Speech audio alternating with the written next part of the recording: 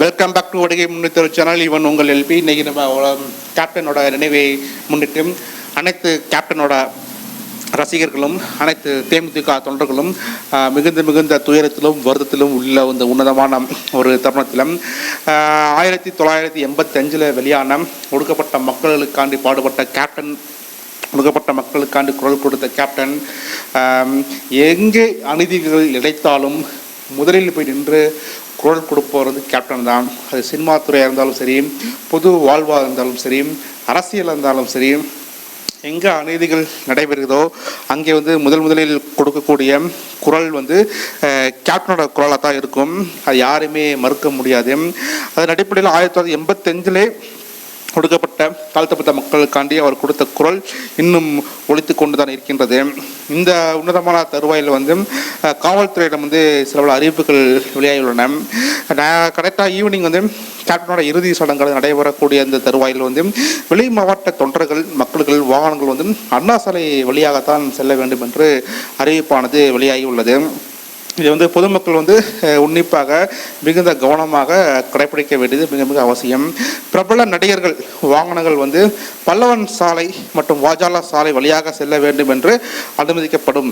வேறு வழியில் வந்தால் உங்கள் வாகனமானது அனுமதிக்கப்படாது என்று தெளிவாக காவல்துறை அதிகாரி அவர்கள் தெரிவித்துள்ளனர். ஏனென்றால் ஒருவன் மனிதன் வாழும்போது ஒருவன் கண்ணீர் சிந்துவது கிடையாது. ஆனால் ஒருவனுக்காண்டி உலகமே கண்ணீர் சிந்துவது நம் கேப்டனின் மறைவில் தான். நீங்கள் எல்லாமே வீடியோவில் பார்த்துருப்பீங்க, டிவியில் பார்த்துருக்கீங்க. அது மட்டும் இல்லை, விஐபிகள், விவிஐபிகளோட வாகனங்கள் போர் நினைவு சின்னம் வழியாக தீவுத்திடல் வழியாக இடது பக்கம் வழியாக செல்ல அனுமதிக்கப்பட்டுள்ளது. அதனால் நீங்கள் விவிபியாக இருந்தீங்கன்னா உங்களோட வாகனமானது தீவுத்திடல் போர் நினைவு சின்னம் வழியாக தீவுத்திடலுக்கு வர வேண்டும். கேப்டனின் உடலானது தேமுதிக அலுவலகத்தில் இருந்து அண்ணா சாலை வழியாக தீவுத்திடல் வைத்து இறுதி அஞ்சலி பொதுமக்களுக்காண்டி வைக்கப்பட்டுள்ளது. அதனால் பொதுமக்கள் சாரியாக வரிசையாக அணியாக கேப்டனின் இந்த இறுதி ஊர்வலத்தில், இறுதி தருவாயில் தங்களுடைய பங்களிப்பை மகத்தாக சேர்த்து கொண்டு வருகின்றார்கள். வர்த்தக வாகனங்கள் எதுவுமே தீவுத்திடல் பக்கம் நுழைய அனுமதி கிடையாது. வடபழனி, திருமங்கலம் சாலை வழியாக வரவும் அனுமதிக்கப்பட மாட்டாது என்று தெளிவாக சொல்லப்பட்டுள்ளது. கேப்டனின் மறைவை முன்னிட்டு திரைப்படத்துறையின் சார்பாக இன்று ஒரு நாள் விடுப்பானது அளிக்கப்பட்டுள்ளது. இதர திரைப்பட துறையை சார்ந்த இதர நிறுவனங்களும் இன்றைக்கு விடுப்பானது அறிவிக்கப்பட்டுள்ளது. மக்கள் வருகையை முன்னிட்டு தீவுத்திடலில் பிரம்மாண்ட பந்தல்கள் போடப்பட்டுள்ளது. கிட்டத்தட்ட 1000 பேர் அமரக்கூடிய பகுதியாக சேர்களானது போடப்பட்டுள்ளது. இது மிகப்பெரிய தலைவர்கள், ஜாம்பவான்கள், அவங்களுக்கு கொடுக்கப்பட்ட அந்த உன்னதமான மரியாதை, உன்னதமான அரசு மரியாதையானது கேப்டனின் நிகழ்வில் நடந்து கொண்டுதான் இருக்கின்றது.